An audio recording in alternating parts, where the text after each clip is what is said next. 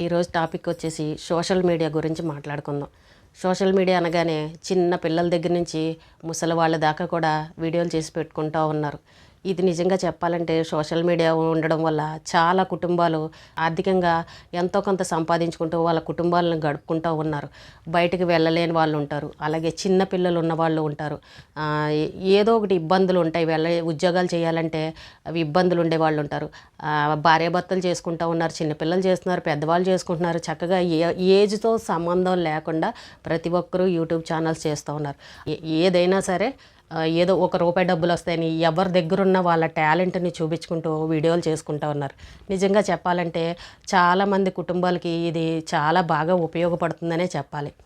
అయితే ముఖ్యంగా మహిళల విషయానికి వస్తే మహిళలు వీడియోలు పెడుతూ ఉంటే చాలామంది బ్యాడ్ కామెంట్స్ పెడుతూ ఉంటారు. ఎవరు చూసినా దీని మీదే పెద్ద పెద్ద వీడియోలు చేస్తూ ఉంటారు. అయితే చాలామందిని ఏదైనా ఒక విషయం జరిగిందంటే వాళ్ళని ట్రోల్ చేసి పాడేస్తూ ఉంటారు, ఆడవాళ్ళని కూడా చూడకుండా. కామెడీ సీన్స్ ఎక్కడో చోట కామెడీ సీన్స్ ముక్కలు పట్టుకొచ్చి దాన్ని అతికించేసి డైలాగులన్నీ కలిపేసి మిక్స్ చేసి వీడియోలు చేసి పెట్టేస్తూ ఉంటారు. అవి చూడడానికి వినడానికి చాలా నవ్వుగా అనిపిస్తాయి, కామెడీగా అనిపిస్తాయి. కానీ అవతల వాళ్ళు చూసేవాళ్ళు ఎంత బాధపడతారో.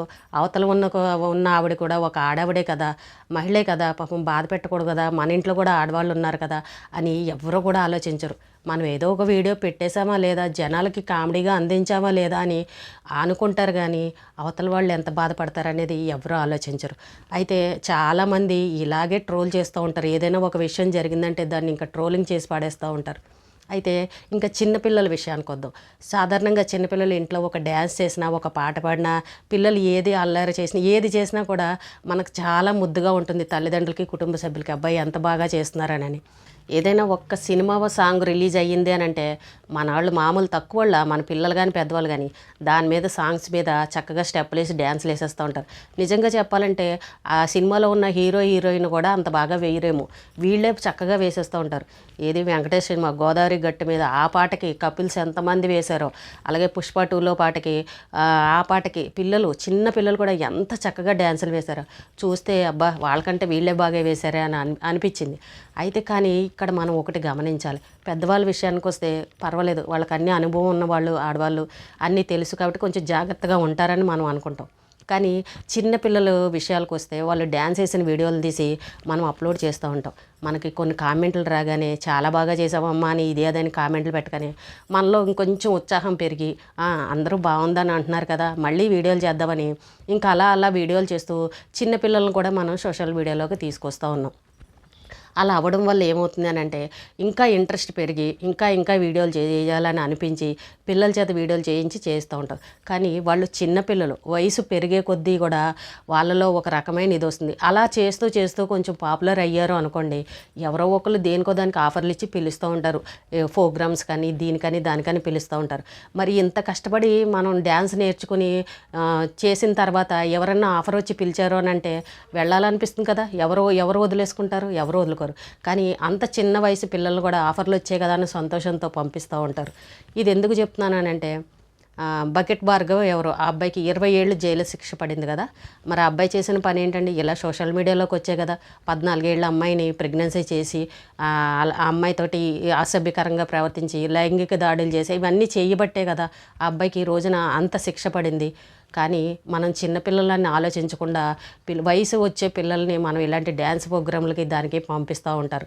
ఇంత నేర్చుకున్నాం, పిల్లలు ఏమీ చెయ్యొద్దా, పిల్లల దగ్గర టాలెంట్ ఉండొద్దా, మనం ఎవరికో ఏదో జరిగిందని మనం ఎందుకు భయపడాలి అని ఇలా ఆలోచించి కూడా పిల్లల్ని అలా డ్యాన్స్ ప్రోగ్రాంలకు కానీ ఇలాగా స్టేజ్ మీద వేయడం కానీ ఇలా పంపిస్తూ ఉంటారు.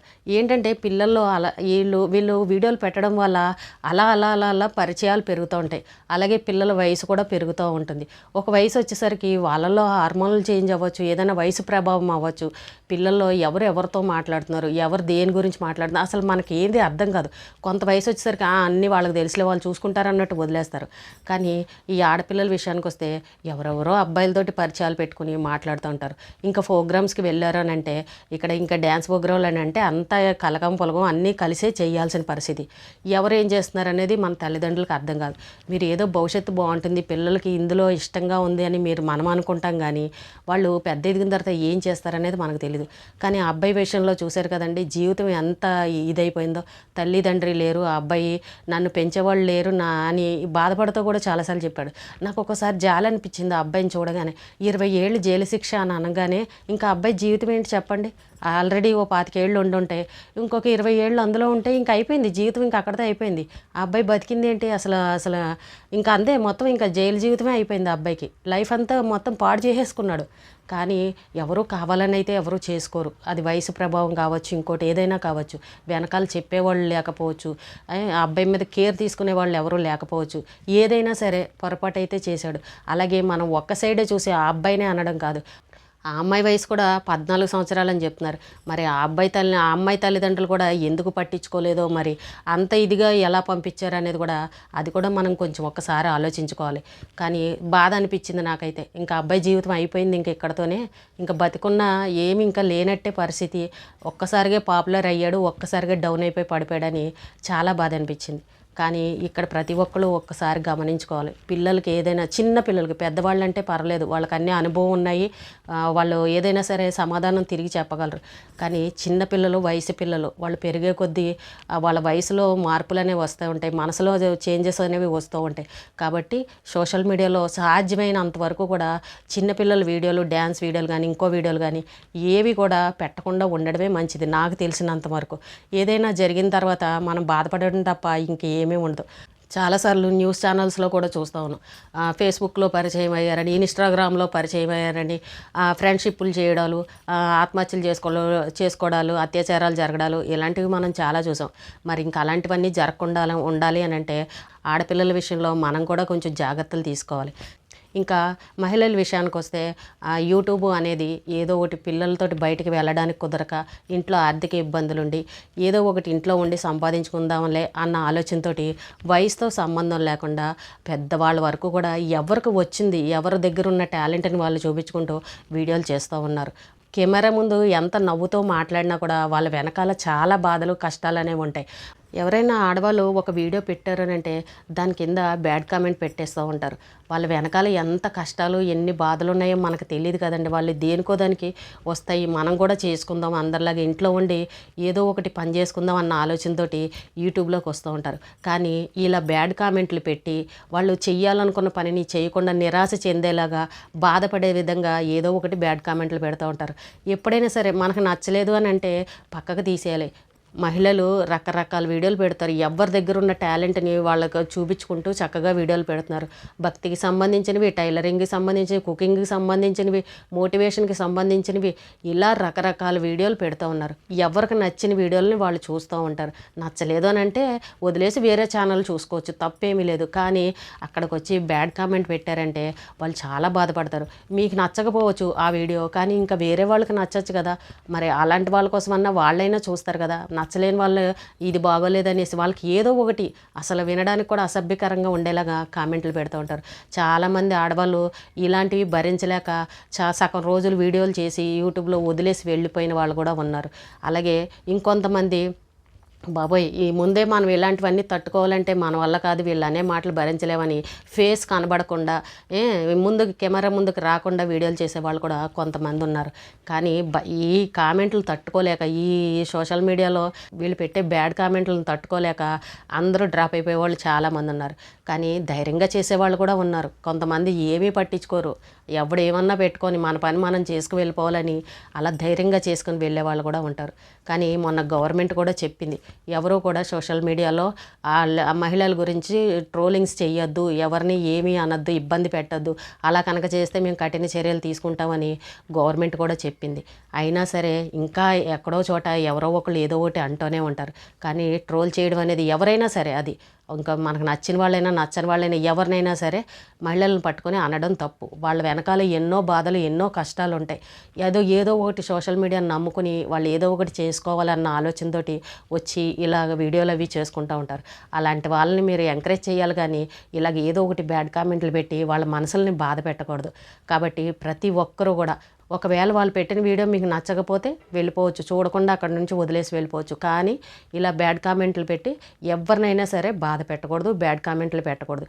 ఎందుకంటే వాళ్ళు ఇంకా చెయ్యాలి, ఇంకా ఈ విధంగా చెయ్యండి అని మీరు ఒక మంచి కామెంట్ పెట్టారు అని అంటే వాళ్ళు చాలా సంతోషపడతారు. నా వీడియోలు చూస్తున్నారు, మంచి కామెంట్లు పెడుతున్నారు, వాళ్ళకి మంచి వీడియోలను అందించాలని వీళ్ళల్లో ఇంకా ఉత్సాహం అనేది పెరుగుతుంది.